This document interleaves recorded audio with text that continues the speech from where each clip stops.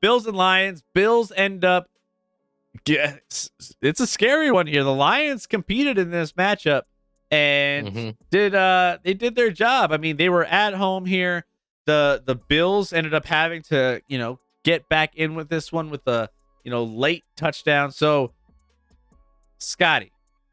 Yeah. We watched this one. This was all over the place. What were your thoughts on this Thanksgiving matchup? Bills, Lions. Obviously, Bills, cream of the crop in the AFC, but they've struggled the last 2 or 3 weeks. Maybe haven't looked as good as they typically should be, but end up doing what they need to do and getting a win against the Lions. Yeah. All I can think about is the last drive the Lions had in this game, Chris. Well, basically the last drive before when they tied it up 25-all, down 25-22. The clock management was so bizarre. I was just like, what are you doing? Like, why are you letting the clock tick off? Are you playing for a tie? And then on 3rd and 1 from the Buffalo 33, they decided to throw a deep pass down the right side instead of just picking up a first down when they still had timeouts. It felt like they were playing for a tie in a situation where the whole management of the last drive was embarrassing to me. The Lions had a real shot to win this game, and they blew it in my mind, because of their coaching staff. It didn't make sense. I don't understand it.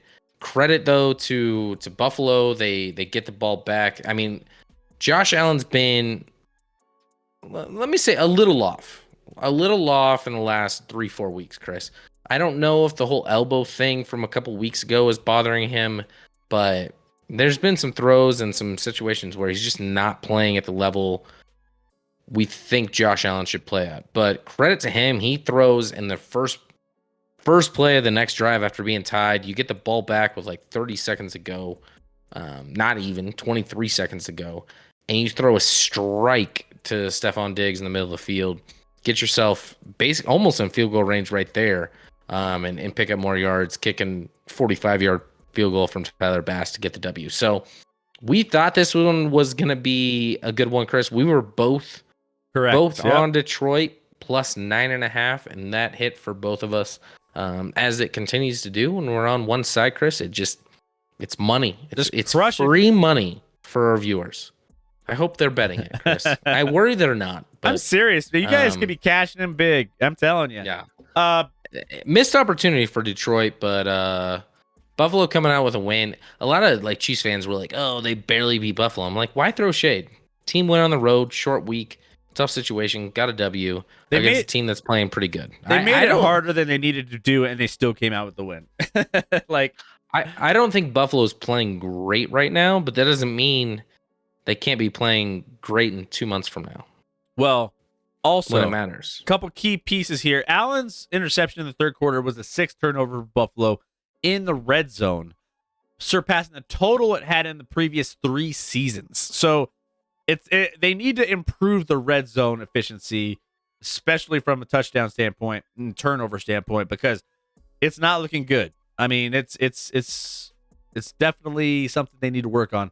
Also, Von Miller and Deion Dawkins left the game with injuries. Is Von? Did they release what Von's injury is yet? It's not an ACL, so it sounds like Von will.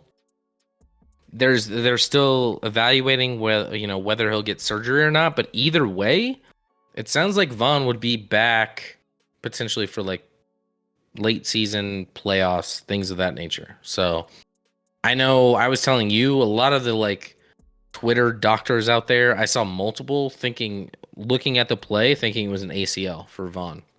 But it turns out it's not. So you got to be excited about that. I as a Chiefs fan, I don't want Von out. You don't want to see an injury like that. You want teams at their best. So hopefully that's the case and he gets back. He'll miss some time, but hopefully not too long. Denver is garbage, says John the Nerd. What's up, John the Nerd? The only thing that is, it's bad here. It's bad, but your Saints put up a goose egg today, so there's that too. Either way, we're both trash teams. So yeah, we're both in the same company here. Milwaukee's Love Nation. Oh, fuck me. Oh, yeah. Yeah. Yeah. You gotta embrace the Love Nation. Feel the love, Milwaukee. That should be the new hashtag for you for Green Bay. Feel the love. Maybe not like really like feel the love, but feel it. Feel it.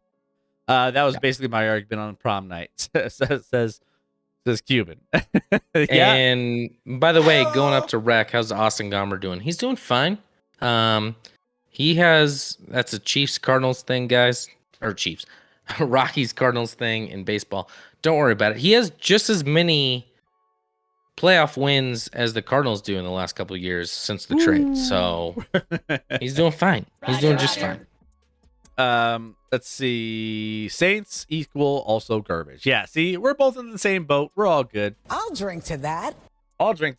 I wonder if Aaron Rodgers is thinking about the game and came in when Favre got hurt and became the starter the next year, Chairman.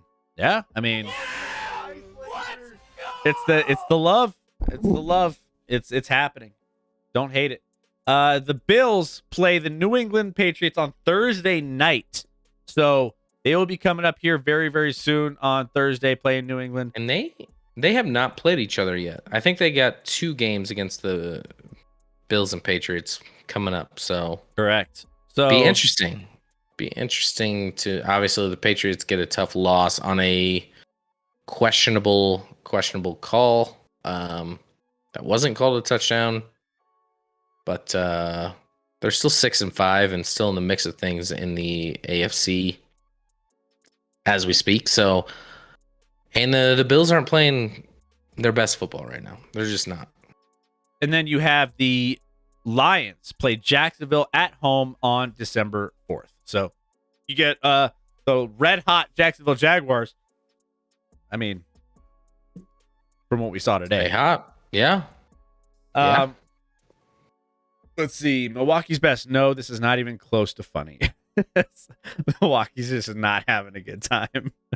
Not enjoying this at all. All right, here we go. Giants, Cowboys. Scotty, we were both watching this game very intently because you and I both had bets of the week on this game. Correct. I had the over-under at 45.5. Mm-hmm. Then you had the Giants plus 10. Correct. And this literally flipped both of those trajectories at the very end of this game on the last play of this game. And it was not the last play of the game. I mean, it was pretty much. I mean, how much time was left? There was like 18 seconds left or something. I'm going to have to look it up, but it was like 8. It wasn't the last play of the game. I mean, there's like zero Settle time down, left. Chris is always trying to defend. Like every time his bets lose barely, he like points it out. He doesn't point out when his bets barely win. It's let's see, 8 seconds left. Yeah, 8 seconds. 8 seconds left in that game. Mm-hmm. So it was pretty much the last play of this game. What? There's 8 seconds, Chris. Not to mention they were at the 1 yard line for that play. It's not like they threw a touchdown from like outside of the like red zone or something. They were first and goal at the 1. My bad beat hits on that play. My bad beat hits the over 45.5, but you end up covering. It was winning one or the other, and you end up covering that one.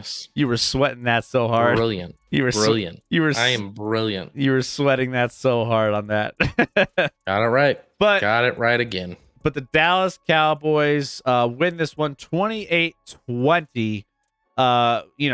Regardless of the last touchdown for New York, it was still pretty much over. Dallas jumped out, and I mean the Giants actually were up 13-7 at halftime. So New York Giants played well in the first half, but Dallas came out in the second half, scored 14 unanswered in the third, and then just kind of, built up a nice lead that New York couldn't really come back and really work with. We talked a lot about this last week with New York playing from behind, needing Daniel Jones to use his arm, trying to get away from everything that Saquon Barkley brings you. I mean, when we look at it, Saquon Barkley only had 39 yards and 1 touchdown on this game. And, that's what happens when you're playing from behind. You got to kind of adapt and change up what you're doing.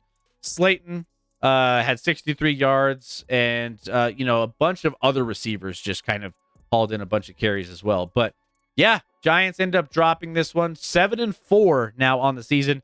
Dallas Cowboys looking like one of the best teams in the NFC at this very juncture. Their defense is playing a little bit better.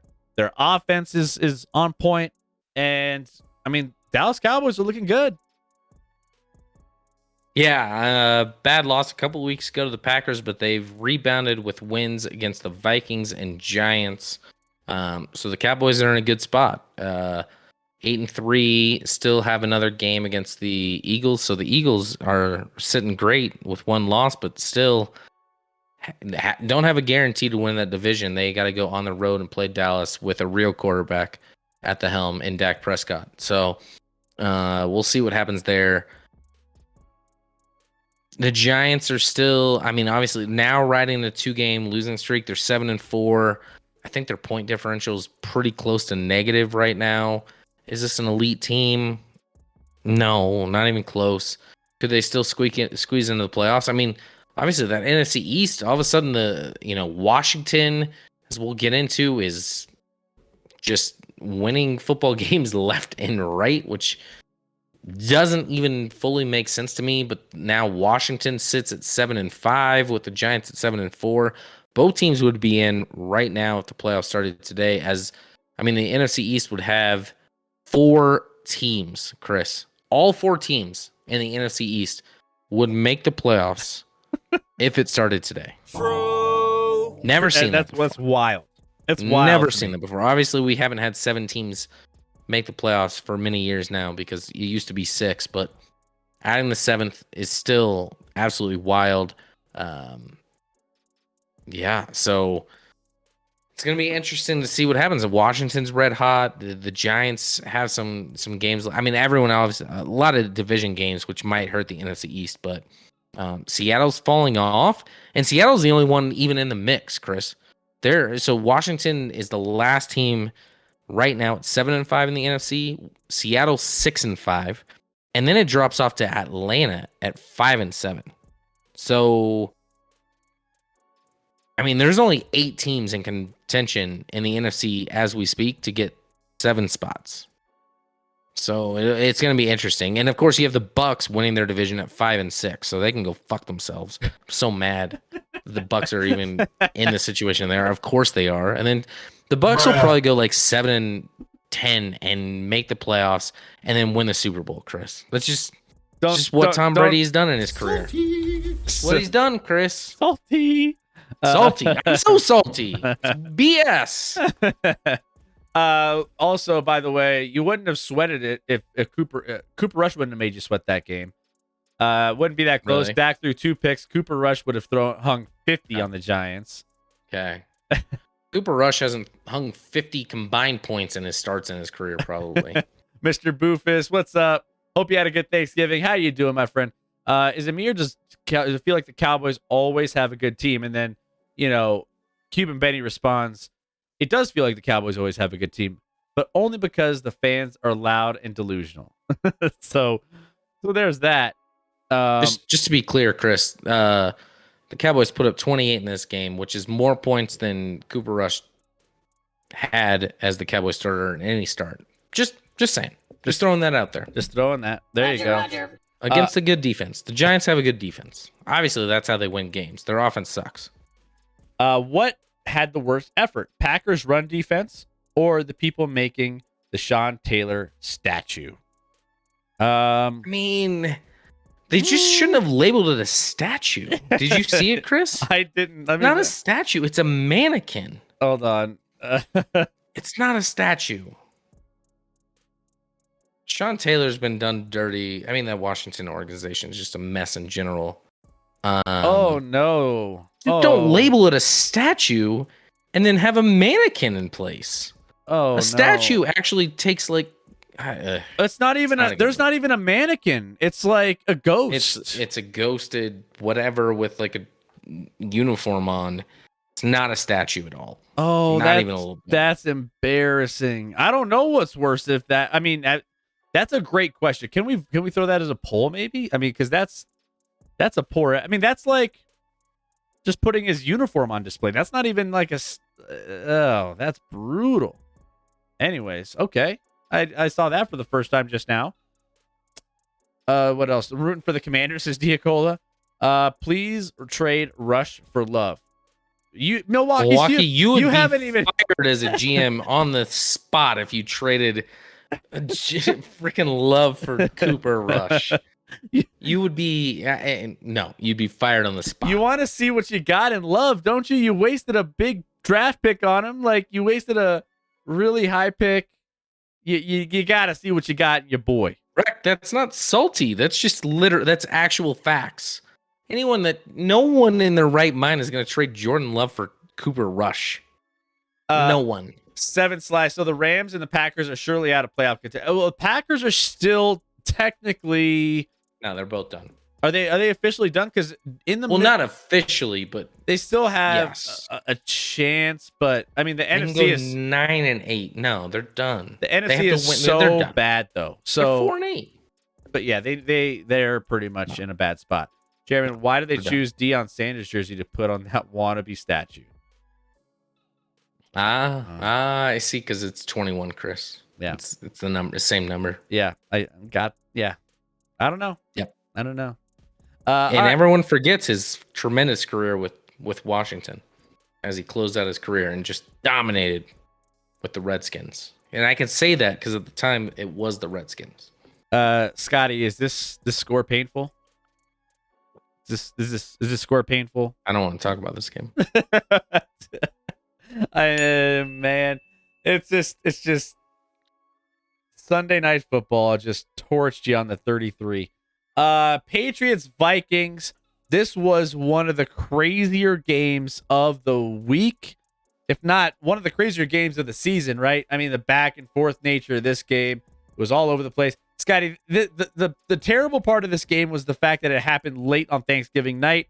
And Scotty, we all know what happens at the last game of Thanksgiving games. The late game always gets the raw end of the stick, and people fall asleep. People don't catch up. I had to catch up on highlights because I was like, when I caught some of it, and then it was I was exhausted from the day, and everyone was telling me, man, what a crazy game. What a crazy back and forth. I mean, this was a wild one. Who's everyone? Who stayed up for this? A handful of people out there. I know Diacola did for sure. But the Vikings end up coming out with a victory over the Patriots. This was one of my best bets of the week. -2.5 for the Vikings. And Kirk Cousins in prime time did what he had to do. He got this game and kind of needed it because everyone is giving him some shit for his primetime record, right? By the way, the Vikings completed 81.6% of their passes. That's second highest completion percentage against the Patriots under Bill Belichick. Bill Belichick's fading. He's fading fast. I mean, we all knew this. It's all part of it. But the only game with a higher completion percentage was September 21st, 2008, when the Dolphins, who completed 85% of their passes in a 38-13 win over the Patriots. So the defense that we thought, again, the Patriots were going against the vaunted Patriots defense. They had some weak matchups the last couple weeks.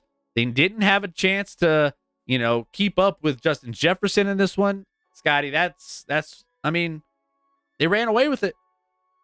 I mean, I don't know that they ran away. Maybe not ran away with it, but it was they were trailing going to the fourth quarter, put up a 10 spot, and a questionable overturned call on a touchdown for the Patriots really cost them a bit in this game. But both defenses should be. And Chris, I'm going to be honest, I fell asleep. But nobody showed up on defense. I mean, Mac Jones averaged like 10 yards per attempt. Okay. True.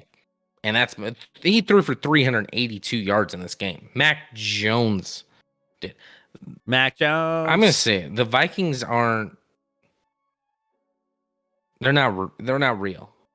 They're real, but they're not real. Okay. They're slightly above average. That's about it. Sorry if JK's in here. I don't mean to offend. That's just how I feel. The offense, their own coach gave a game ball to Kirk Cousins in the locker room after this, though, talking about how, oh, what time did this game start? Last I checked, it's prime time.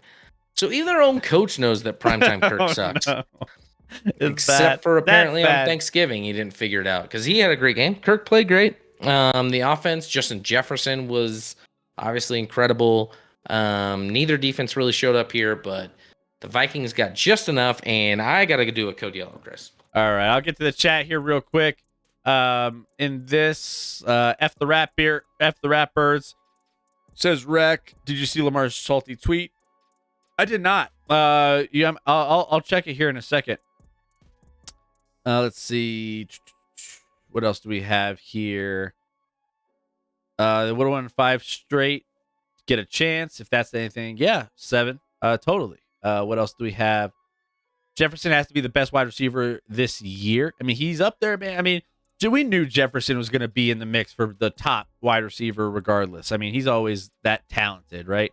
So, let's see. Lamar Jackson was pissed after the Sunday's disappointing 28-27 loss to the Jacksonville Jaguars.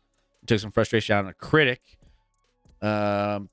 Social media. Jackson responded to a tweet saying games shouldn't be coming down to a kicker, Justin Tucker. If Jackson is going to demand for more than $250 million guaranteed next deal, Jackson tweeted the following: "Boy, STFU, y'all know what that means. Y'all be capping too much on this app." All right. So we're having a Kevin Durant moment here. We're having a Kevin Durant moment here for Lamar Jackson. I can't wait. We'll talk about this. We'll get into this. We'll dive deeper once we get to that game. Maybe don't give up leads like you do, and maybe do something where you're actually putting yourself ahead of teams and not giving up a bunch of late games. Maybe that's a thing. So agree, Vikings aren't real. They're real phony, says Boofus. Casually, Vikings feel like last year's Titans. Regular season overachievers that might get punked by a wild card team in the playoffs. Casually average. Yeah, I mean, actually, that's not far off. I think you might be onto something there, Casually. Welcome in, Casually, by the way. Casually says, by the way, Scotty, feels like the Vikings are last year's Titans. Regular season overachievers that might be punked in a wild card team by a wild card team in the playoffs. I mean, that's in the realistic realm of possibility. To be fair, the Titans lost to the AFC champion, but we didn't believe in the Titans. No, I get where you're coming from. I mean, different styles, but the end result is no. I don't think even now the Vikings are 9-2 and their point differential. Are they even plus in point differential in the season? I'm not sure they are. I'm gonna look right now. Vikings are +5. So yeah, I mean, they've scored 262, given up 257, and they're 9-2. You just don't see that. It's kind of the record's inflated. No doubt about it. So next up, the Patriots host the Bills, as we mentioned. The Vikings will host the New York Jets on December 4th. They can clinch the NFC North division with that win and some help. So, they could be early on clinchers of that of their division. By the way, Scotty, Football Wife said Lamar Jackson had some things to say. I saw the long message, so I actually am scrolling up to read it right now. So he's pulling his best Kevin Durant attacking people on Twitter moment. So I'll let you catch up on that, Scotty, real quick. Well,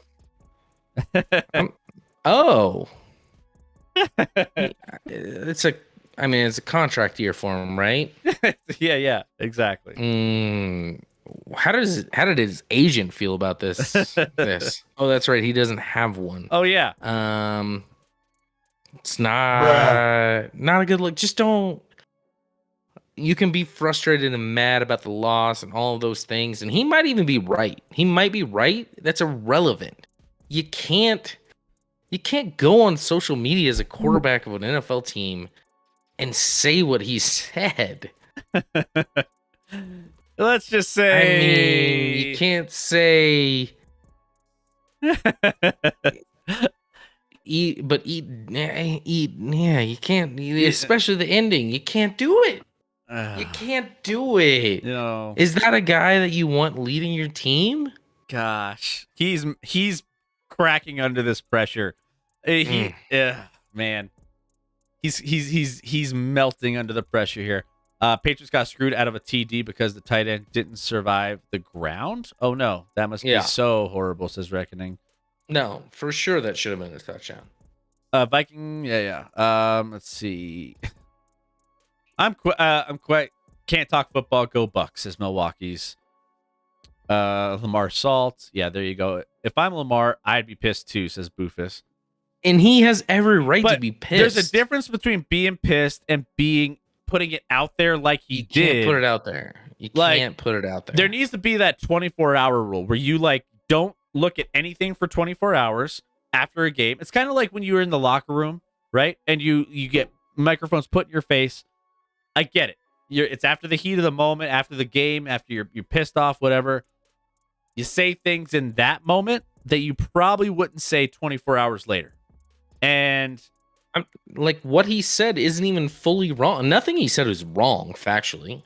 No. The issue is you just, as a leader of a franchise and as a quarterback, you can't do that. You can't do that. No, it's a bad look. It's a very bad look, unfortunately. So let's just say they're going to have some damage control to do. We'll get to that game here in a little bit on why he did and said what he said. But next up, we got Falcons and Commanders, and as we were mentioning, they keep winning. The Commanders 7-5 all of a sudden. They're looking like a team that we didn't even think would be at this point.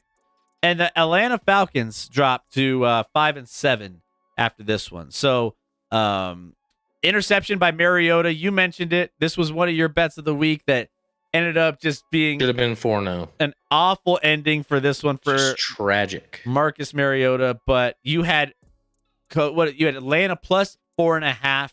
Couldn't quite and get they were gonna win outright, Chris. They were gonna win outright. They were. So, Scotty, Commanders, what do you think about this Commanders team? Obviously, we kind of know what we've seen with the Falcons over the last few games of this. I mean, the course of the season. We know what the Falcons pretty much are in that division, but Commanders are a very interesting team in the sense that in that division, I mean, all of a sudden you're looking, they're fourth, but at the same time, I mean, you're looking at it and they're right there in the mix with the Giants, the Cowboys. I mean, Eagles, by the way, are 10-1, so I mean they're way up at the top, but still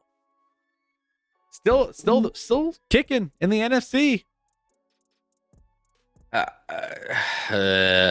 Yeah, no, they've won now 3 straight, and actually they've won 6 of the last 7, which is hard to grasp.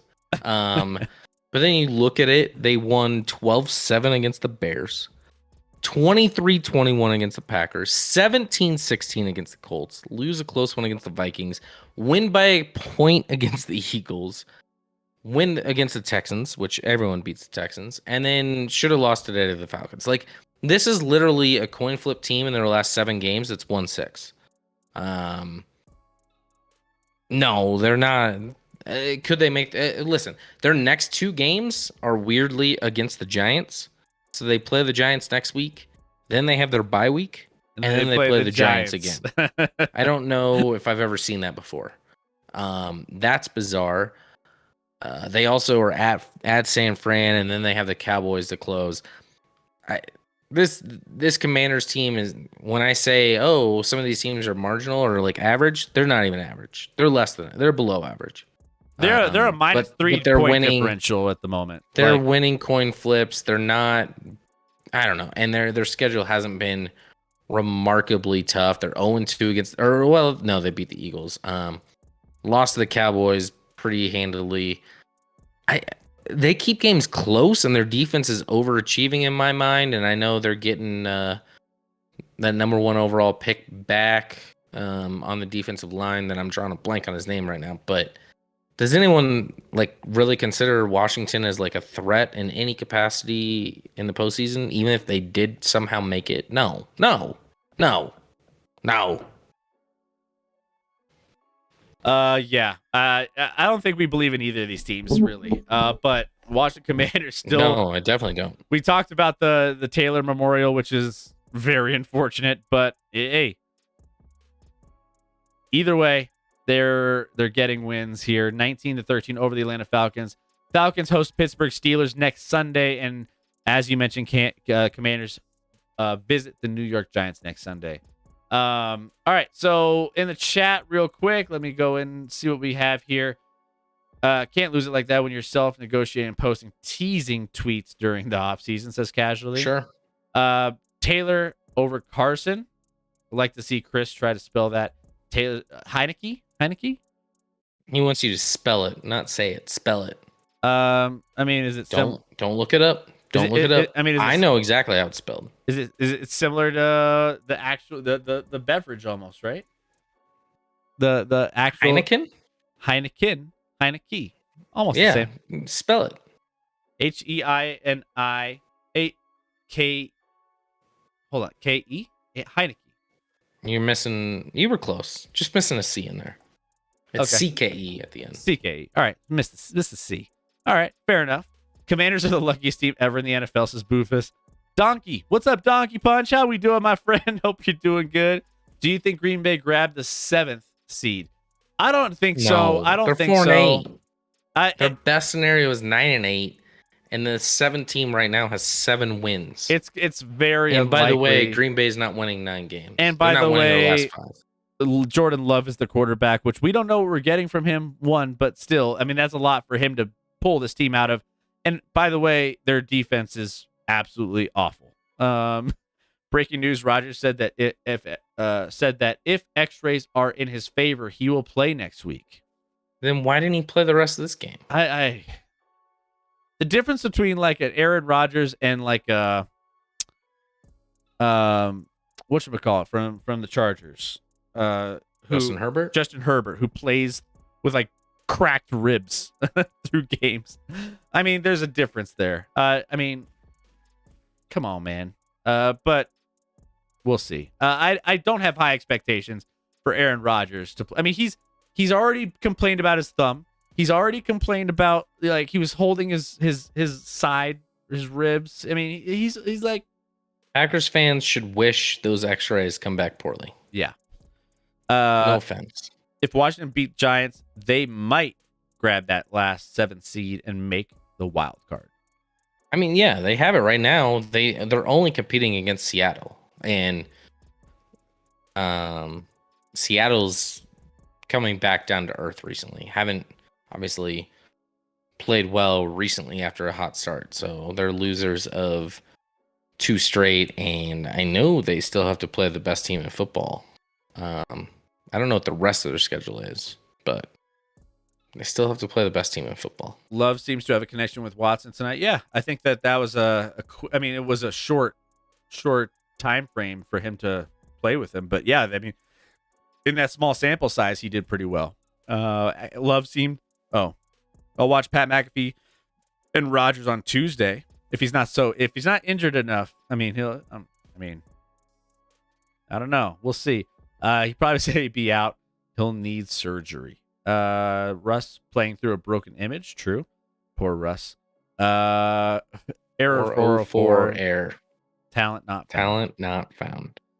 Oh, speaking of. Yet he's getting paid $245 million. Speaking of Ravens and speaking of Lamar Jackson, here we are. Oh my goodness, this game. Scotty, the Jaguars entered the day 0-183 in franchise history when trailing by 7+ in the final minute of regulation. After beating the Ravens, they can finally add a 1 in the win column. They're 1-183 in franchise history when trailing by 7+ in the final minute of regulation. Thank you to the Baltimore Ravens, who have been giving up leads all season long. They start out strong and just melt leads away like it's their job. And then you have, as we were mentioning earlier, Lamar Jackson coming out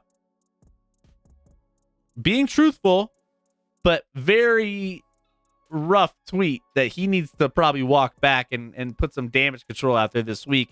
You could go on Twitter and find it. We had it posted here in the chat a little earlier. But Trevor Lawrence getting a lot of love for that drive in the very end of this match, I'm still in soccer mode.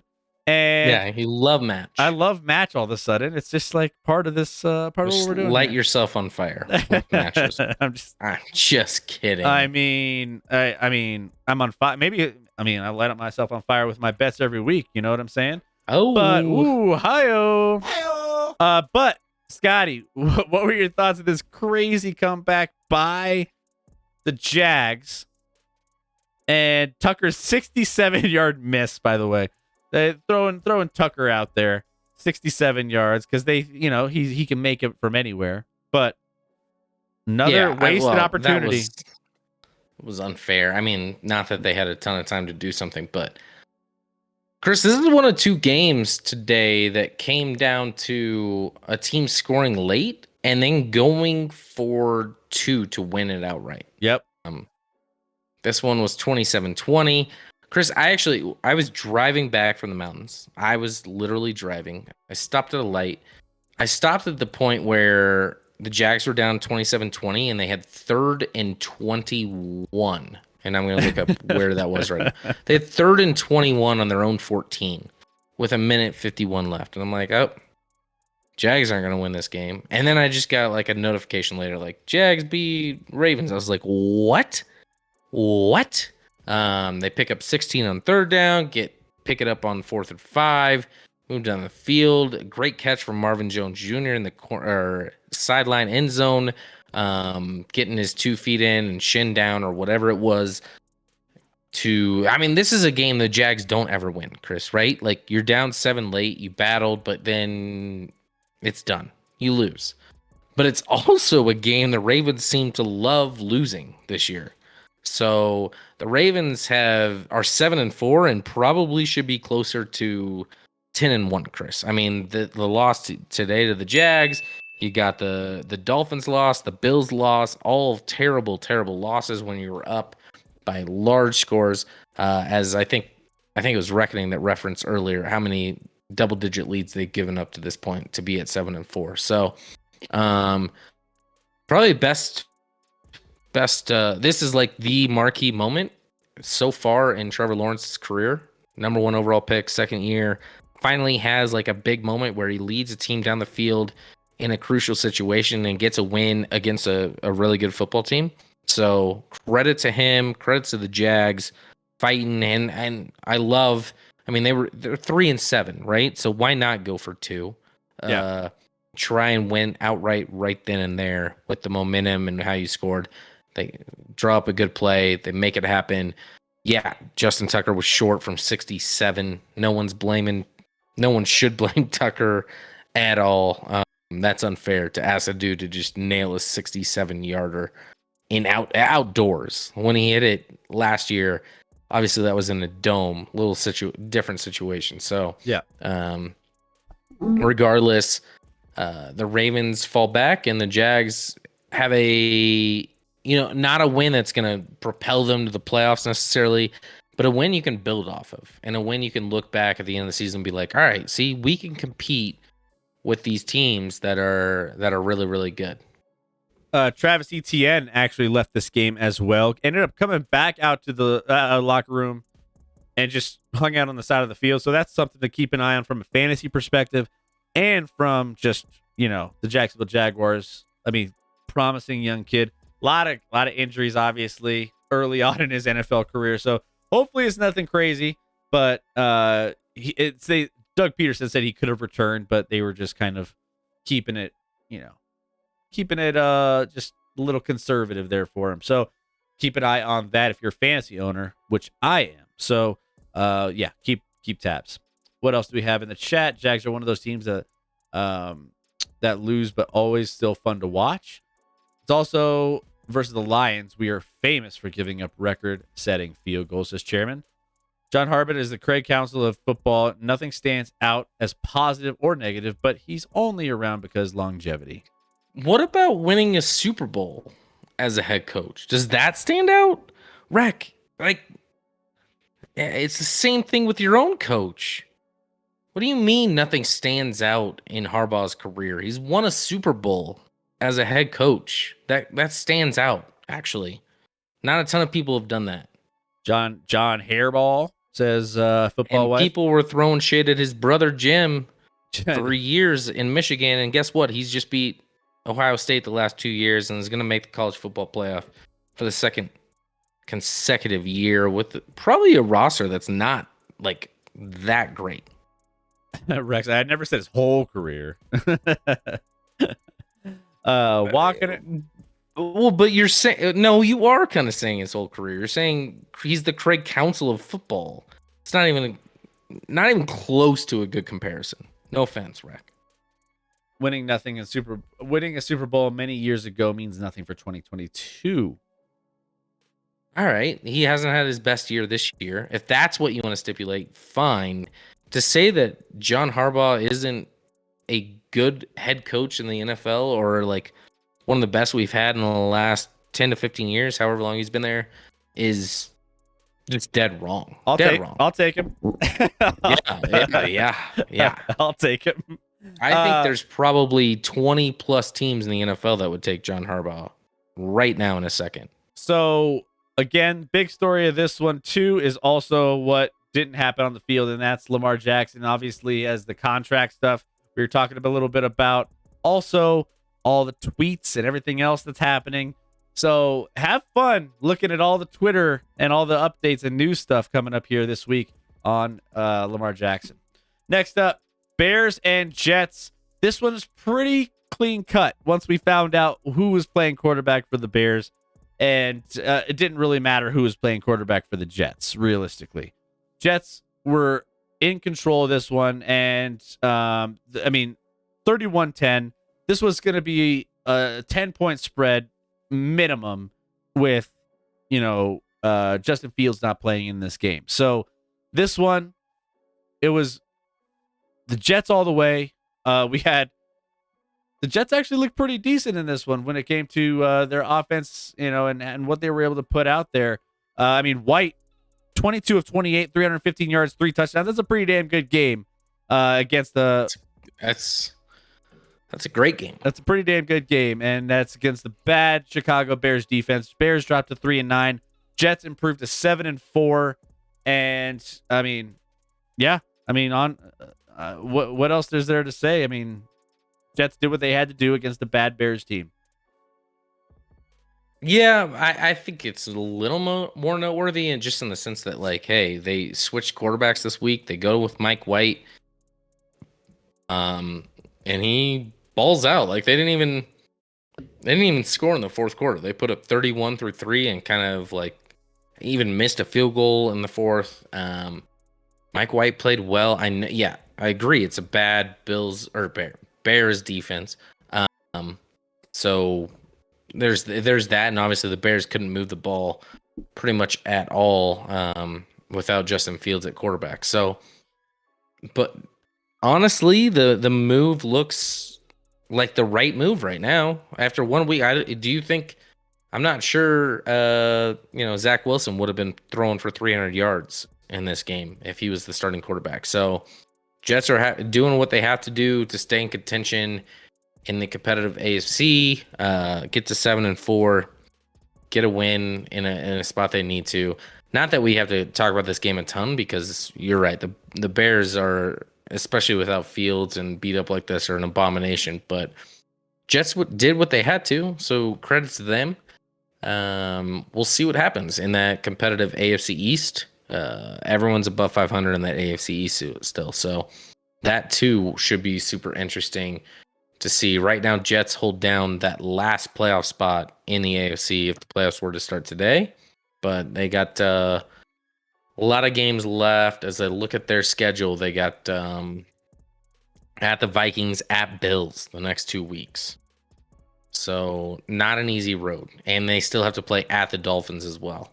So a lot of difficult games left on the schedule for the Jets. But as a Jets fan, you're probably just excited that you're in the mix right now, right?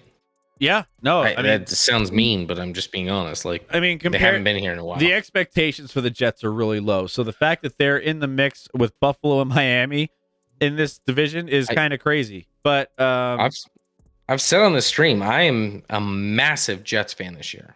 And do you remember why, Chris? You remember why? I remember. Wait, no, I don't remember why. Oh, okay. It's because there's only one team in the NFL with a longer playoff drought than your Denver Oh, Broncos, you're right. You're and it's right. the New York Jets. Yeah, So the Jets can that's it. get in the playoffs. The Denver Broncos would have the longest playoff drought among every team in the NFL, and that'd be just great to see. Yeah, I'd love to see that. that's why the Jets aren't going to make the playoffs. It's too No, satisfying for you. just like talking shade when your team is just lost to the Panthers and Sam Darnold by 13. Don't worry about it. We'll get to that game. It's against the Bears. Meh. Boofus. Yeah, Boofus skipped this. I have had enough pain for today. Zilf is flaccid, and now just Zach watching Mike White banging. That's a hell of a sentence there, Rec. Bears losing helps us keep tanking for us, says Rec. Let's see. Durand, who wins tomorrow night? Obviously, Rec has his Steelers. So, I have the Steelers plus 8.5. Do I think they win? I don't know. I think they cover 8.5 for sure. I think that's a doable thing. But as far as Probably fair. the Colts, I don't know. I mean, the Colts play close games, so I don't know. I think if I'm gonna be on a side, I might go Steelers. I might go Steelers with the upset there. Are they even the underdog? I don't even know who the underdog is in that matchup. Well, you got them at 8.5, so they must be like a 2.5 point underdog. 2.5 point underdog. Oh yeah, you're right. You're right. So yeah, I'll take them. Jets will be wild card by when's the last time Jets went to the playoffs? Says football wife. It was answered. It was Sanchez. Yeah. Oh yeah. I think they made like 2 AFC championship games with Sanchez, which was so bizarre because they were like 9-7, and then they just got like a weird good run in the playoffs back in the Rex Ryan days. Probably, he was watching a lot of feet those days. Loves his feet. They made it to the AFC Championship game, beating Manning and Brady, losing to Ben that year. So, how lucky was it for your Steelers they got to play the Jets instead of Manning or Brady in that AFC Championship game? You dodged some bullets there, Rec, for sure. Yeah, definitely dodged some bullets. Aaron Rodgers comes to the Chicago Bears here. If he's playing, or it's the Jordan Love show coming up next. Jets head to Minnesota, as we talked about. So next up, we have Bengals and Titans. All right, football wife, here are your Bengals doing work. 20-16 over the Titans. Man, I saw one of the highlights of this game where you had Travis Henry just break out a massive run and just fumble right before he gets to the goal line, and then ends up recovering. The Titans end up recovering in the end zone in this one. But not enough here for the Titans. I love, by the way, that you called him Travis Henry. In the day. My bad. My bad. No, you're good. You're good. People are now. I knew people were gonna comment. I was gonna leave it alone, but then I was like, they're gonna. Derrick Henry. My bad. I got. Who's Travis Henry? He was a running back. Travis Henry was a running back too. 37 children with 37 different girls. Travis Henry. My bad. Derrick Henry. You get all the Henrys mixed up. One of them was more successful than the other in this respect when it comes to running the football. Travis Henry had a decent career as a running back, though. You know what's funny is like I should just mispronounce or just throw out a random name all the time, because all of a sudden everyone's ears perked up and was like blowing up the chat. All they live for, Chris, is for us to make a mistake. Oh yeah, 100%. That's all. Especially like Rack. Rack's just waiting in the wings to like. Are you about to make a mistake? Are you going to say something wrong? I'm here for it. Mispronouncing. Oh yeah, all of it. I love it. But yeah, Burrow touchdown pass to Higgins lifts the Bengals over the Titans, 20-16 in this one. Bengals improved to 7-4, as do the Titans. They say 7-4 as well. They dropped 7-4 instead. But here we are, Bengals, Titans. What are your thoughts on this one? Yeah, I mean, big win, obviously, for the Bengals on the road against a tough team. I mean, the Titans aren't pretty. You don't get excited to watch the Titans, but they win football games. Bengals going on the road. Jamar Chase, we thought might be playing this week. He ended up not. He's saving himself for next week. I get it. And they still go on the road, get a win in a hard fought, battled, ugly football game 2016 at times. I had the Titans in a teaser on this one, so I had the Titans plus 7.5, 8.5, Yep. somewhere around there, somewhere in that realm. So I do cover on that teaser to go along with. I think I had the Panthers in my teaser, so that was at least I hit that. Big win for the Bengals, though. I mean, Bengals haven't had a ton of like signature wins against good competition. Now they beat the Titans. Sounds like they'll have Jamar Chase back next week, and they get to play my Chiefs at home. Chris, we'll see how that one goes. Ooh, that'll be a good one. Yeah, I mean, if I won a game all year, Chris, I'm still bitter about last year. Two losses that shouldn't have happened last year. No offense, football wife, but I'm still mad about those games. So I want next week. I want it bad. It's that's gonna be a fun matchup though, especially if Jamar Chase. So Chase, I thought he was gonna come back this week, and then all of a sudden, last minute, he's saving saving himself for next week. Last minute, I had to adjust my fantasy team real quick because let's just say I was a little shocked the fact that you should keep him out next week. He's doing nothing. Ooh, it's a trap. That was a joke. Everyone's just like a lot of Travis Henrys running around Buffalo. Yeah, little baby Henrys running around. But yeah, you're right. Cincinnati starts a 2-game homestand next Sunday when it hosts Kansas City. Titans visit Philadelphia for a tough matchup in that one on Sunday. So that'll be an interesting one. Two good matchups right there. Titans, Eagles, Bengals, Chiefs. Yeah, good matchups.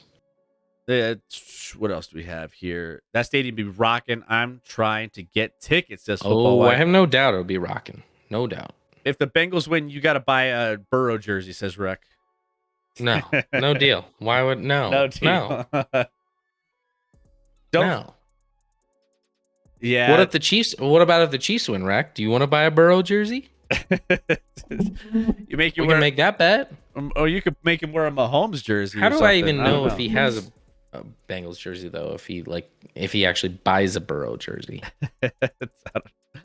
But let me see if there's any noteworthy stats here in this one. Yeah, Joe Burrow 270, 1 touchdown. Derrick Henry on the other side, 38 yards, one of his lowest totals of the season. And yeah, Tannehill, no touchdowns thrown, just 291 yards, averaging 8.6 per throw. That number is not bad. No. Quite frankly, both when you look at the stats for both teams, this should have probably been a higher scoring game. Probably. And like I said, I missed some of the action because we were cutting down sweet trees. But this feels like it should have been a little higher scoring based off the stats than it was. But maybe a lot of field goals. Maybe. We're gonna spend like probably 2 minutes on this game. I doubt it. I think. Oh my goodness. So this was a game, and it was spicy game. It was spicy. And not in the good way. It was spicy for the Carolina Panthers more so than it was the Denver Broncos. Man, this is the low.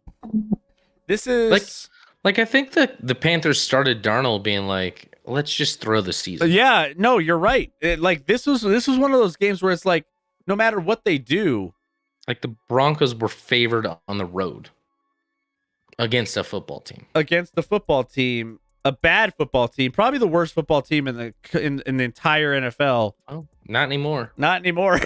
I mean, Roger. it's bad. And, you know, you had Russell Wilson getting called out. It's all over social media by his defensive tackle on his own team and on the sidelines in front of the coach. Coach Hackett was right there in front of him. Didn't even say anything. He was like, it was like you hear something and you just pretend like you never heard anything. This is bad, man. This is bad for the Denver Broncos. And you know what I'm sick and tired of? I'm sick and tired of hearing the same shit every single week. Hackett was asked about his job at the end of this one and his job security. He said, quote, "We all have high expectations. We want to win every football game. We have to get better across the board, and that starts with me." Scotty, what did I say? You can use that 2-3 times a year max. That it's on me. It starts with me. That game is on me. That's that's it. As a coach, you don't want to use those too quickly. He's used them every single game. He says, like, I literally can say that he said that quote after every single game. This was just, I didn't have service where we were cutting trees, Scotty. I got back into service and I saw the score and I was like, what the hell are we doing, man? What are we doing here? This is absolutely, I mean, Hackett probably should be fired. I thought he was going to make it through the season. This is a bad loss. This is for a Bronco team that I mean, you get out-dueled. It's not even a duel. It's like, I don't even know if you can describe it as a duel when it's the Broncos and Panthers playing. You get out-dueled in a 164 yards, 1 touchdown for Sam Darnold, 142 yards, 1 touchdown for Russell Wilson. And it's like, I mean, this was Chris, a shit game in general. His touchdown was in garbage time. They were down 23-3. Oh, yeah. And they went on a 14-play, 77-yard drive that took almost 6 minutes. Like, a 14-play when you're down 23-3 late in the fourth was their, like, solution. And then, at least we got a touchdown. Like, and Chris, because I hinted at it earlier, I rewatched the Purcell coming off the field yelling at Russell Wilson. I have never in my life seen someone shy away from an argument as much as Russell Wilson did right there. Like, Purcell came off. Clearly, Russell said something, right? As he was running off. Purcell then comes to him and is just like in his face. And Russell looks like the most terrified human being on the earth. Like, he's so afraid to, like, oh, I didn't mean it. Like, sorry. Like, he's apologizing almost for whatever he said. Like, Chris, dude has 12 bathrooms. How big is his family? How many kids does Russell Wilson have? Does he have like 3? I think he has 2 or 3. 3? I think he has at least 3. So let's say he's a family of 5. Let's say they, for whatever reason, all have to go to the bathroom at the same time. Right? They have 12 bathrooms. All 5 of them have to go to the bathroom at the same time. There is no chance that there are 7 other people that like Russell Wilson enough to be in the bathroom at the same time with the other 7 bathrooms in his place. Man. There's no chance. It's disappointing. It's everything it just writes itself right now, Chris. It writes itself. Even when we came into the season, Scotty, you knew the Broncos probably weren't going to be very good. I mean, that was a given. I picked them to finish 4th in the division, but I didn't see this. You didn't see this. No. You didn't see this big of a train wreck here for the Denver Broncos. This is one of the most embarrassing losses as a Bronco fan that I could remember in a long, long, long time. Knowing what Sam Darnold, knowing that they don't even know what quarterback that they're going with week to week, knowing I don't get it. And heads need to roll, man. I'm not gonna lie. At this point, there's multiple heads that need to roll, but one head can't roll because he's your quarterback for the next 3, probably 4 years. He's definitely the next 3. And then in 2026, his cap hit is 58 million. His dead cap is 31 million. So if you want to pay $31 million for Russell Wilson to not be your quarterback and save, I guess that still saves 27 million. So maybe that makes sense. But before that, he's definitely your quarterback for the next 3 years. Well, and here's the thing. I don't know.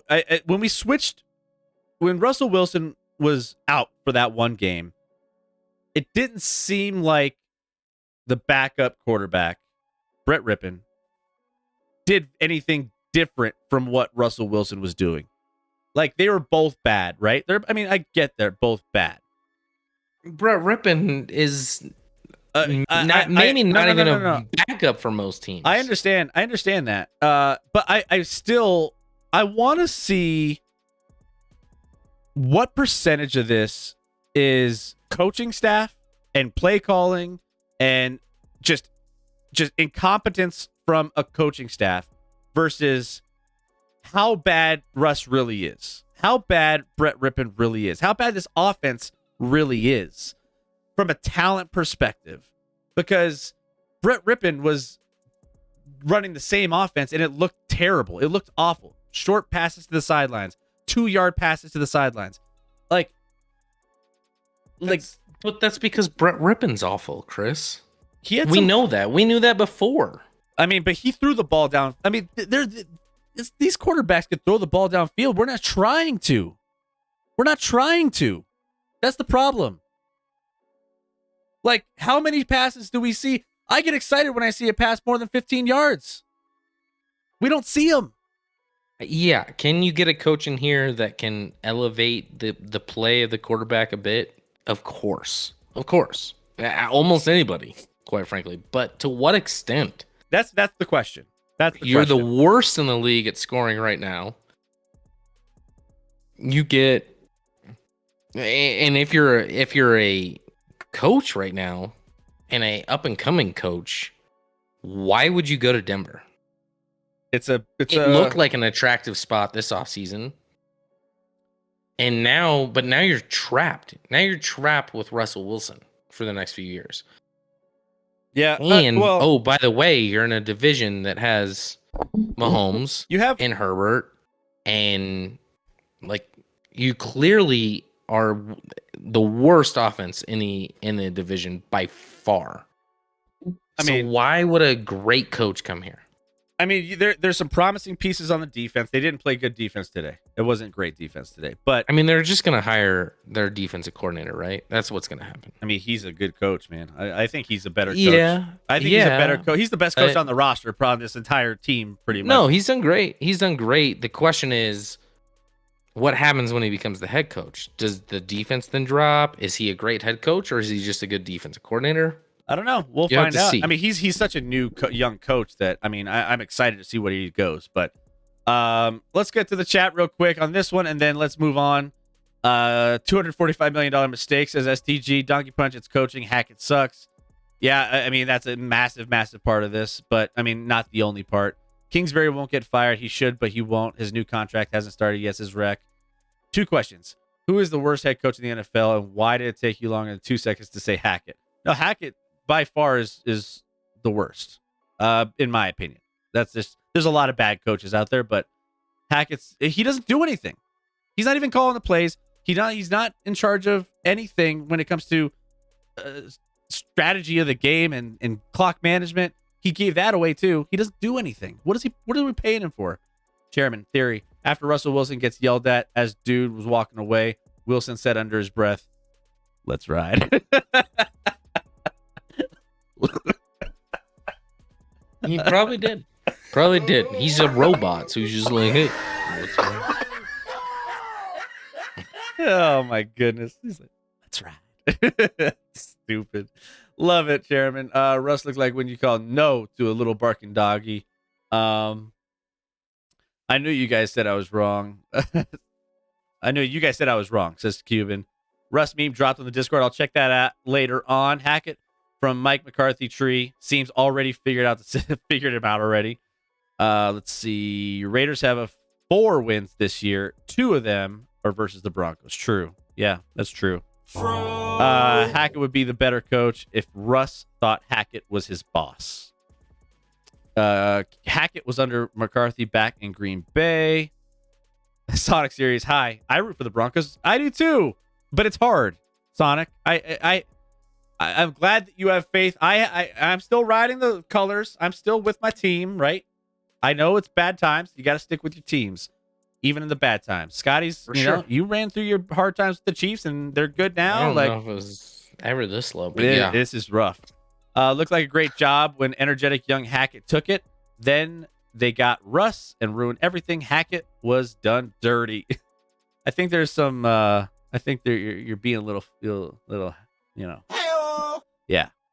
Rec asked, sorry if I asked this before, but I got to know, would you trade your first and second in 2024 and 2025 for Tomlin? No. When has a coach ever warranted a first and second round pick? Ever? I mean, we're desperate for a coach, but not that much. So, anyway. Especially because you guys hate him in Pittsburgh. And just no one's giving up a 1 and a 2 for a head coach. I don't care who you are.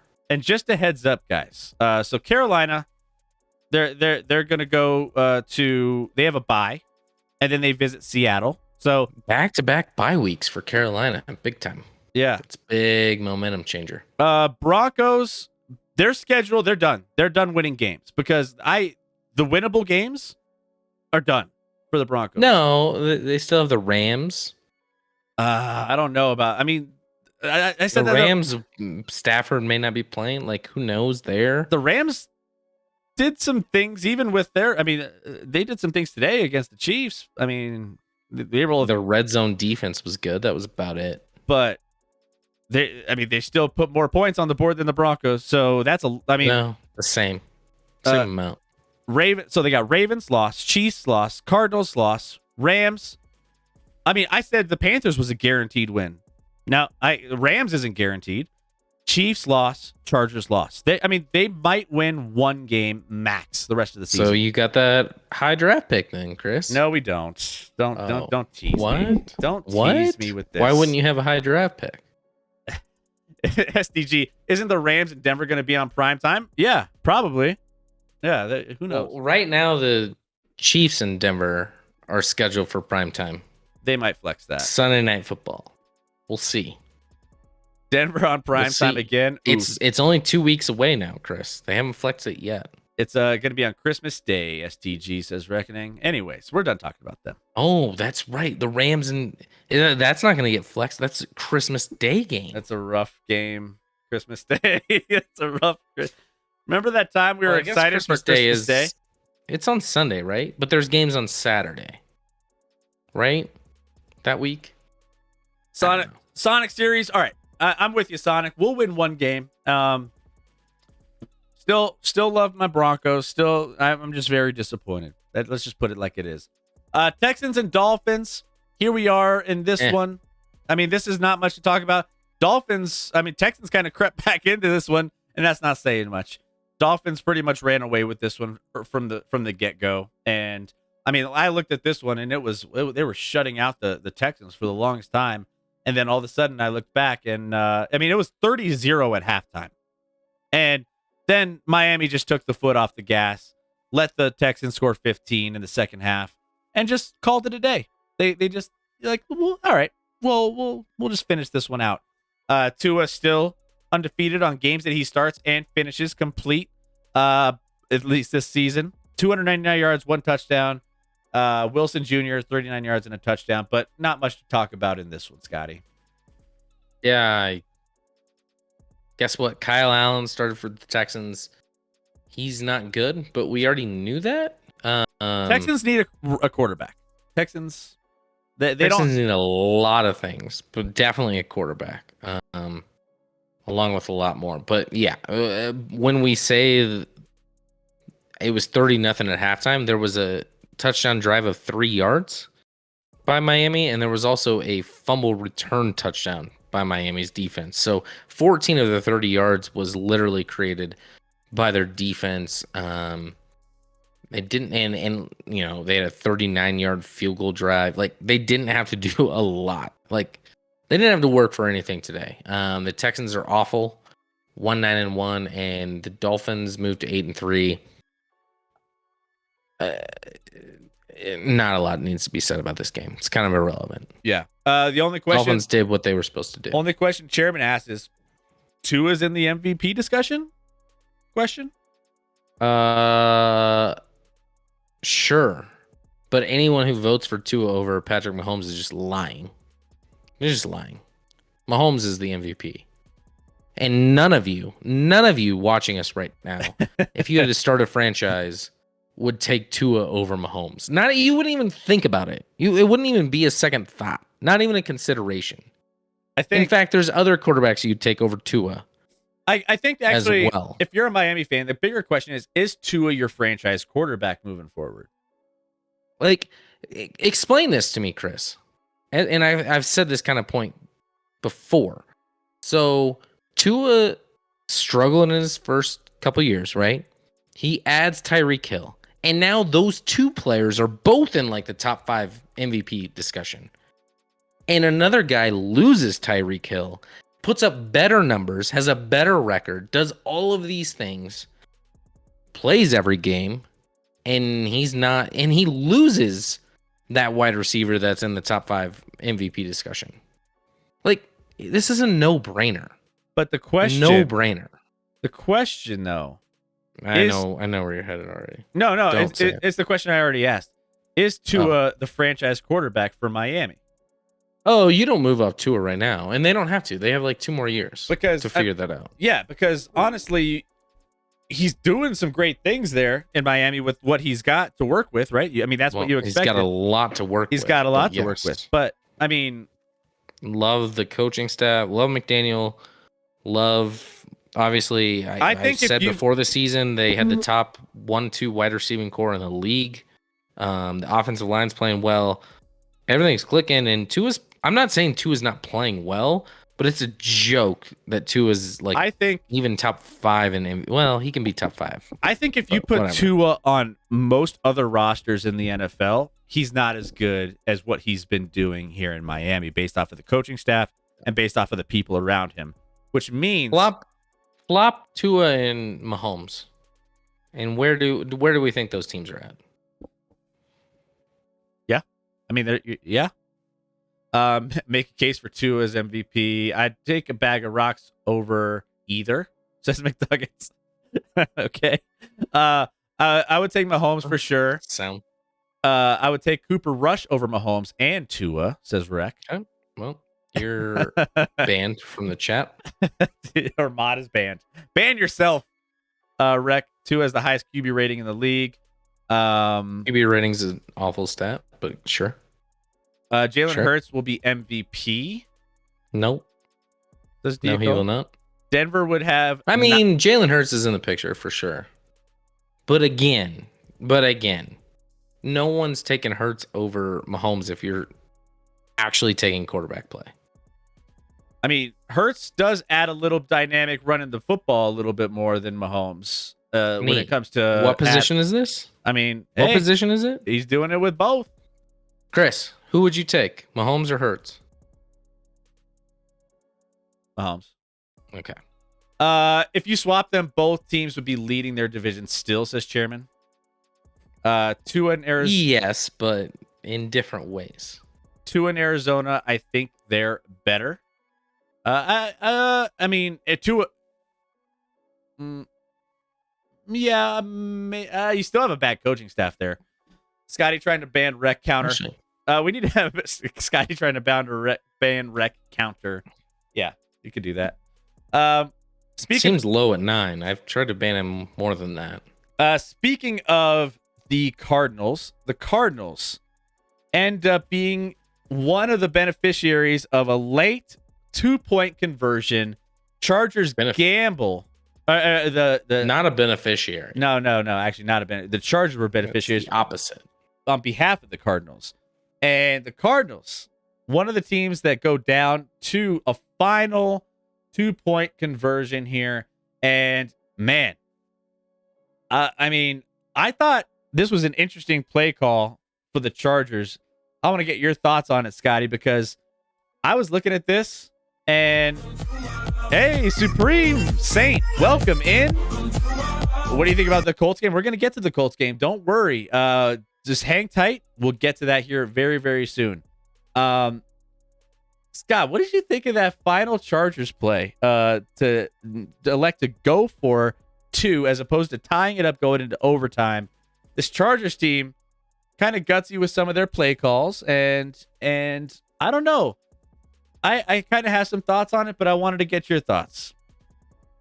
I mean, it's funny because the Chargers coach, of course, was the biggest gambler we've seen in a long, long time last year. As a rookie year as a head coach, Brandon Staley was just like going wild on 4th downs, right? Like from his own 25 against the Chiefs or whatever. Like he was the most aggressive coach. It was like this dude played Madden, and that's all he's ever played, and he's never punted before. And then this year, the complaint with Chargers fans is like he has been too conservative and hasn't got aggressive enough, and he makes weird decisions in the opposite direction. So I didn't mind it. Listen, the Cardinals defense isn't great.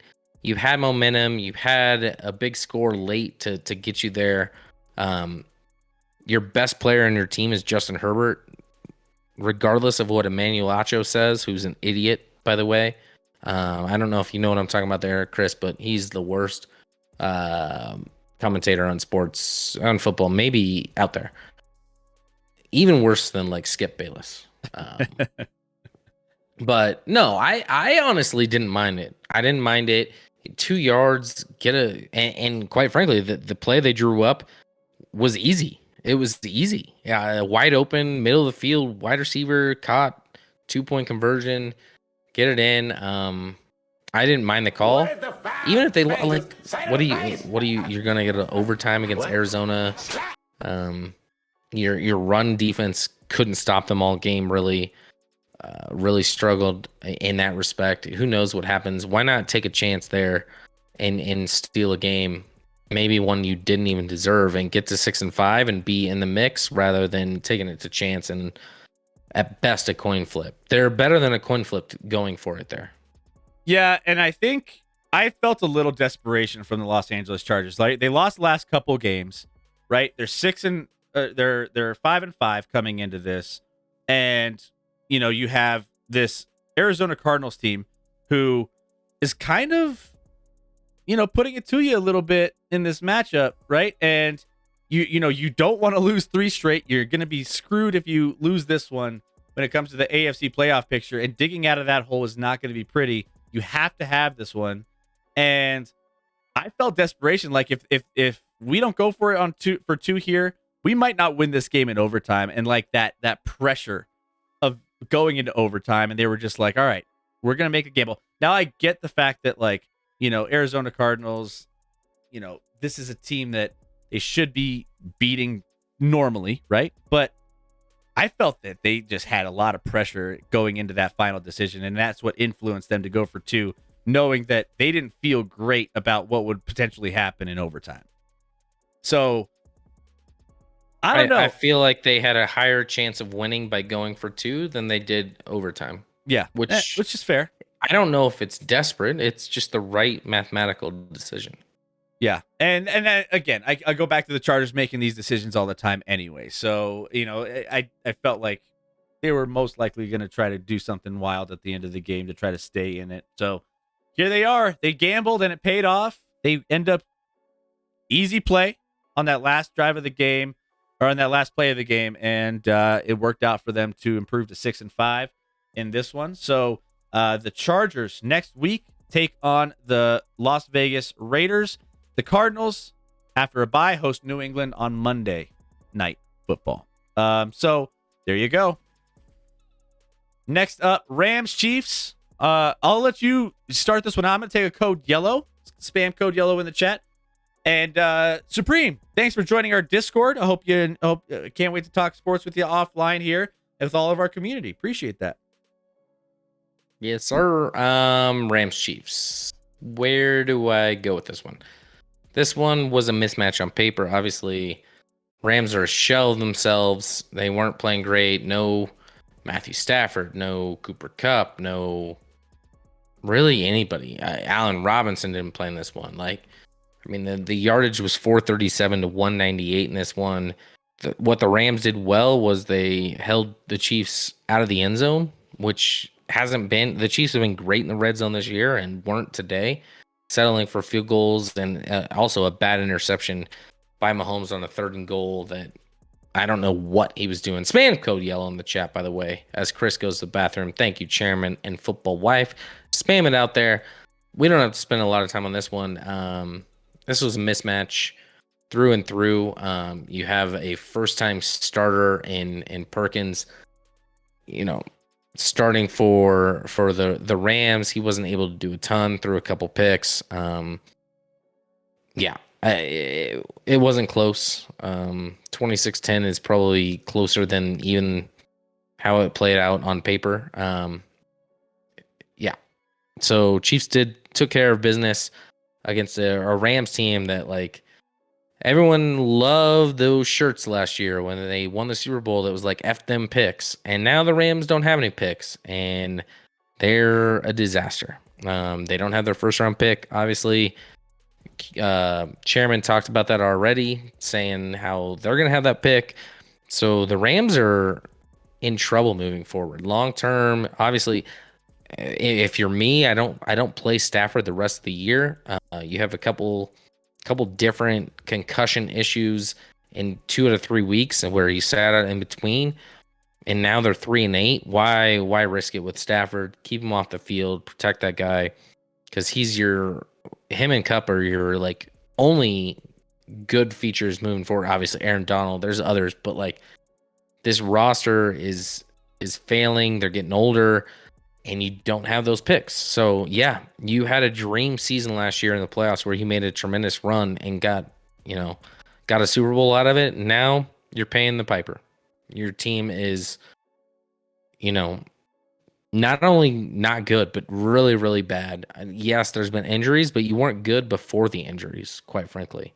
So I think we were all caught off by this one. This one before the season looked like a great matchup, right, Chris? The last time the Chiefs and Rams played in the regular season, it was like that Monday night game that went. It was like the Chiefs lost when they scored like 50. Yeah. It was a wild game, but this wasn't that. Not even close to that. But the Chiefs took care of business. They put up 26 because they couldn't score in the red zone, but they punted literally one time. Their first series of the game, they punted. Never punted again in this game. Yeah, and I like they're getting Pacheco going at the end of the season. Pacheco looks nice, by the way. I'm telling you, the fact that I was waiting for this to happen all season long for the Chiefs was like, all right, when are they going to get him going? He seems to be the guy that you want to have back there in the backfield, especially, getting into the playoff picture, get him some run, before that. And here we are. He's getting that run. 22 carries, 69 yards and a touchdown. Man, you'd love to see that to go hand in hand with the that average game. That average looks not that good, but honestly, a lot of those carries were at the end of the game where the Rams knew they were just handing off to him left and right and sold out on the run. So it looked a lot better average-wise before that. Reckoning Pacheco is nothing special. You know who he's better than? Your first-round running back from last year. Ooh, I mean, throw him 100%. out there. He's definitely better than that. Than your first-round running back from last year. I'd take Pacheco in a second. So enjoy that. Enjoy that, Rack. I feel like there's going to be a bet coming on soon with that, or somehow. Cuban Betty throwing out the Joe Rogan. Yeah, it is. Just saying, your first-round running back. Speaking of not special, he's actually awful. I agree. We shouldn't have drafted Najee, but Najee is better. He's not. He's not better. He's not better. Either way, Rams going in completely different directions than the Chiefs at the moment. So Chiefs still cruising. Rams, again, F them picks. F them picks. Next up, Raiders and Seahawks. This one, I mean, if you like a lot of points, this was the game for you. Ended up going to overtime. They scored 1 million points here. And I mean, this was just back and forth, and Raiders somehow come out on top in Seattle in this one. This one was crazy. Josh Jacobs is the fourth player in the Super Bowl era with 300 scrimmage yards, 2 touchdowns in the same game. He's the first since Adrian Peterson to set the single game rushing yards record in 2007. He finished with 303 scrimmage yards, the most in a game in Raiders franchise history. Can I tell you what I was wrong on, Scotty? Josh Jacobs before the season started. I think everyone was wrong. I didn't want to touch Josh Jacobs with a 10-foot pole because of this offense, because McDaniels doesn't like running backs. And he's just like, I just didn't love Josh Jacobs coming in here. But I mean, he had the 86-yard walk-off score and the fourth longest in overtime touchdown from scrimmage in NFL history, and longest play from Raiders scrimmage this season. So crazy. He had a field day. He went off, blowing up. If you drafted on fantasy, you went against all of our strategies and what we recommended, then you did a great job in drafting Josh Jacobs, because I mean, he was a big piece of this one. But again, the Raiders end up getting a victory here at Seattle in overtime. Crazy fashion. Yeah, back and forth game. I mean, the first play of the game, I think Carr threw a pick, and like 2 plays later, Seattle scored. But Chris, let me explain why what occurred today and what has occurred this year with Josh Jacobs is great news for us as Broncos and Chiefs fans. Yep. Guess what the Raiders are going to do? Josh Jacobs is a free agent. They're going to pay the shit out of him. Yeah, they're going to throw the bag at Josh Jacobs, and guess what Josh Jacobs is going to do the rest of his career? Nothing. Absolutely fucking nothing. It's going to be an awful signing. It's obvious already, but they're going to throw the bag at Josh Jacobs, and they're going to regret it later. And it's going to be great news for AFC West people who are just like, shouldn't have paid that running back. You don't pay big money to running backs. Yep. In their second contract unless they're just completely special.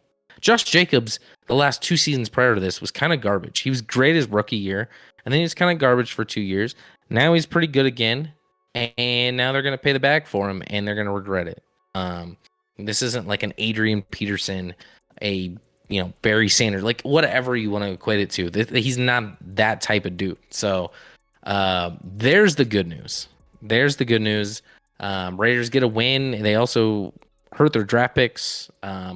Seahawks with a devastating loss at home in a situation where if you get to 7-4, you probably feel pretty good. You might be able to make a run in the NFC, and like now they're hanging on by a thread. They're actually out of the playoff. They're a half game behind Washington for that last spot. So I don't know. Like, I don't know how to feel about Seattle moving forward. I still think that offense is playing great. The defense is not. Like, name one guy on Seattle's defense.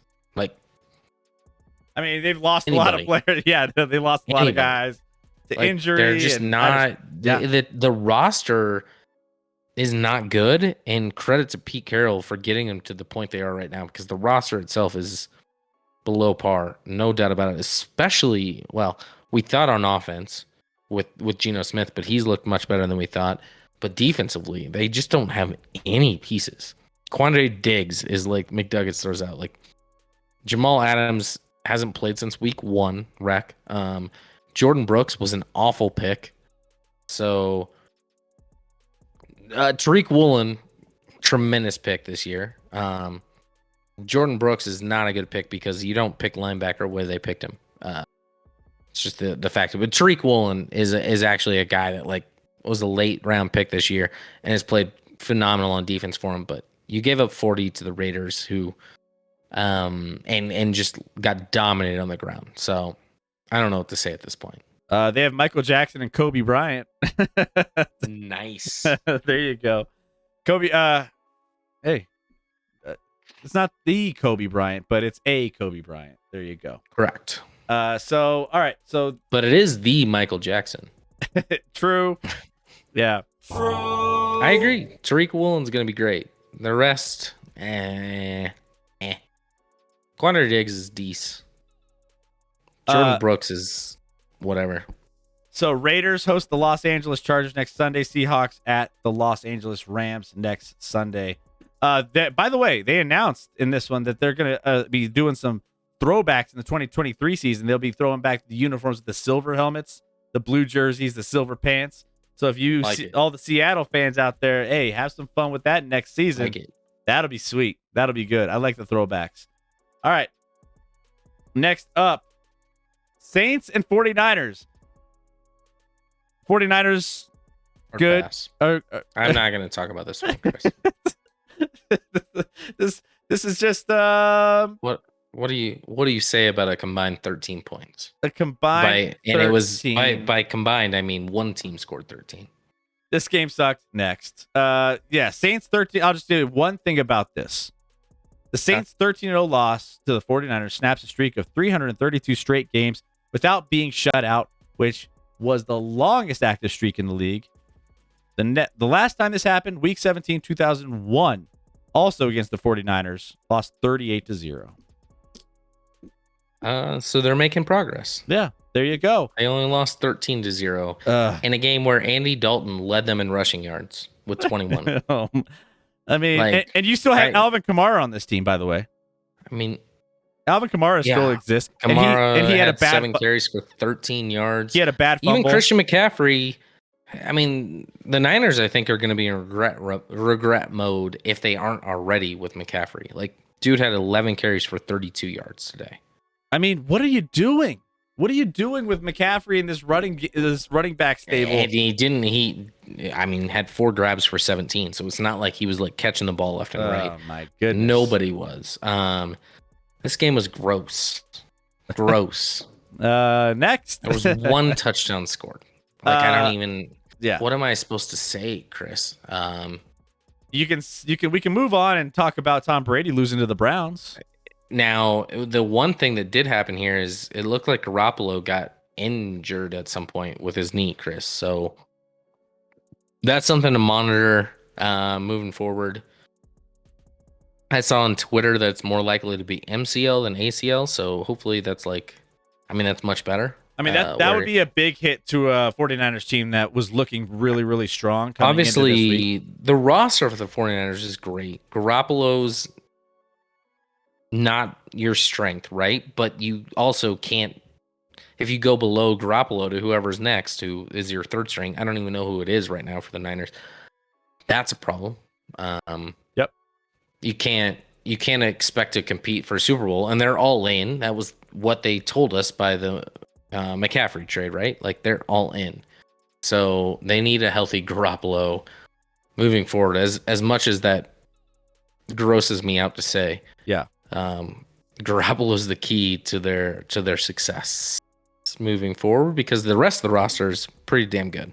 Even though they lost at home to my Chiefs by about $1 million. True. Just saying. Brock Purdy. Yeah. He ain't Purdy. Jacoby Brissett in this one got a win on his last game of the season, says Rec. Oh my goodness. And here we are. Here we are. I didn't even think about it like that. I didn't either. That's kind of sad. It is sad. But in this one, Nick Chubb scored the game winner to take the Buccaneers in overtime. And it's the Browns' first overtime touchdown since 1991 when David Brandon had a pick 6 against the Chargers. So here it is. Putting away the Tampa Bay Buccaneers here and Tom Brady. It's kind of sweet seeing Tom Brady go down, but here we are in this one. Bucks lose to the Browns 23-17. And it doesn't actually matter that the Bucks lose because they're in a division where everyone loses. It literally doesn't matter. It's unfortunate. They're now 5-6 and still leading that division. I don't know how that's possible. Brady wasn't great. The offense wasn't great. They didn't have Fournette, and everyone in fantasy football has been like, Rashad White is so good. He had 64 yards. He didn't even play that bad, but like they can't stop Nick Chubb. They couldn't, Brissett had not a great game, but good enough. And they get the win in overtime after, being up for a lot of it. So they deserve this one. I got to pee again, Chris. I'll be back. Sorry. All right, spam code yellow one last time for Scotty in the chat. And we will get to our next one here in a quick second. Actually, I think that might be the last one, if I'm not mistaken. But yeah, not much else to take here. Again, a bad division for that. That NFC South is just not great. So the fact that Tampa Bay 5-6 in this one is like it is kind of gross, right? The fact that they're just still just getting handed this division. I mean, come on. It's bad. So, yeah, Tampa Bay Buccaneers end up dropping this one. But, I mean, the Browns, there's going to be a lot of news about the Browns coming up this week with all the situation that they have. The Browns obviously have that reunion of sorts, right? You have the Texans. I mean, going out on top. Man, it feels sad for Brissett, doesn't it? Man, Brissett had a nice run. But here we are. That's it. Texans coming up next for the Browns. Coincidentally, after all the things with Watson and where he came from in Houston, here we are. Here's what happens. Everyone loses unless they play Denver or each other, says Rick. Yep, true. Third code yellow for Scott. Absolutely. Supreme Saint. What do you say about that spread for the Steelers? Teased it up to 8.5, says Rec. Yeah, that was our bet of the week as well. We're gonna actually go into our best bets here now, because that is the last of our picks. So here are our picks of the week. And actually, here, let me update this real quick.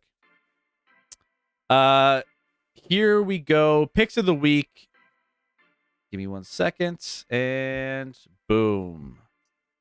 All right. So we are about to both go. If the Pittsburgh Steelers cover 8.5, we will both go 3-1 this week. So actually, let me update yours. I haven't updated yours yet, Scotty. So you are 30-18. Mm-hmm. And I have improved. I'll just add my 2 so far. Knowing hopefully I'll add a third tomorrow. So there we go. 31 and 15. And I have 1 left to go. So we both covered on Detroit plus 9.5. You had the New York Giants plus 10. The teaser with Tennessee and Carolina covered for you. Atlanta came a little short. Dallas and New York, the under 45.5 just squeaked through. So I was able to just drop that one. But outside of that, we got some pretty clean sheets here, Scotty. We're both in the 30 club on this. Yeah. Woo! I mean, it's not bad. It's not bad, right? So both those records looking pretty nice. Again, neither of us have ever done worse than 2-2 in any week thus far. Through 12 weeks. That's Chris, crazy to think. We never had a week worse than 2-2, if I'm not mistaken. I mean, that's wild. And we got to keep that going, man. We got to keep it going. We won't have one this week. So, guys, we will do our best bets of the week every Wednesday coming up here. So make sure you guys tune in. If you want to win a little cash, Scotty and I are doing some good things for you. So, but yeah, Scotty, what are your thoughts tomorrow on the Pittsburgh spread? We have Supreme Saint asking about that one. So I teased it up to 8.5, but what do you think about the 2.5 point spread just by itself? I mean, it should be the over under is what, like 38, 39, something like that. Yeah. It should be a low scoring game, I would think. So getting 8.5 points, you got to feel good about that. I would expect Pittsburgh to cover 8.5 unless you get like a weird defensive touchdown or something like that. SCG. Scott, does your record include the Pigsby's pick? Yes, it does. He went 3-1 for me, so I guess I'm technically 27-17 without him. But yes, I also have never done worse than 2-2, so I probably would have at least done 2-2 that week and been about the same. Probably would have gone 3-1, maybe 4-0. Should have gone 4-0 this week. Again, Atlanta threw a pick on 2nd and goal. I had that one. It was done. But it didn't work out. So, but yeah, but tomorrow, Yeah, no, I think 8.5 is great. Who would I bet on 2.5? Indy favored? I wouldn't touch it. I wouldn't touch it. I don't think either team's very proficient offensively to the point I could trust either side. Yeah, I'm that's the whole reason I teased it. By the way, Supreme Saint, if you're into betting, we'll be doing our lines and previews for week 13 coming up on Wednesday. So join us on Wednesday. We'll be also in the Discord, so you could always ask us questions on what we think. I usually get my picks, and Scotty, you usually get your picks like Tuesday night or Wednesday morning early. So we'll have a good idea of what our best bets are leading into Wednesday. So feel free to stop by anytime in the Discord, ask some questions, hang out with us. We'll have a lot going